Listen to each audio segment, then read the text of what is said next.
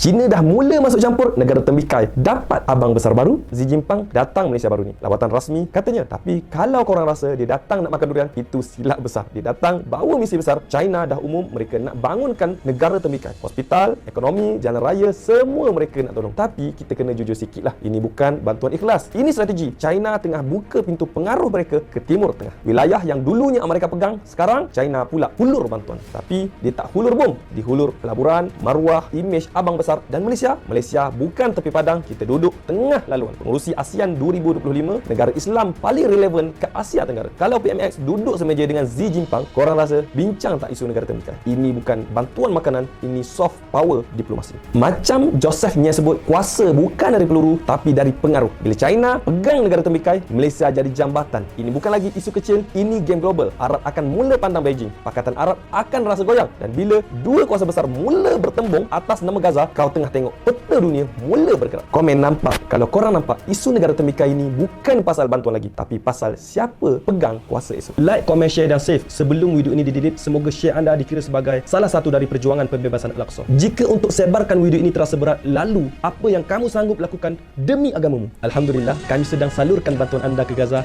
Jom sama-sama kita bantu mereka. Klik link di bio atau di bahagian komen.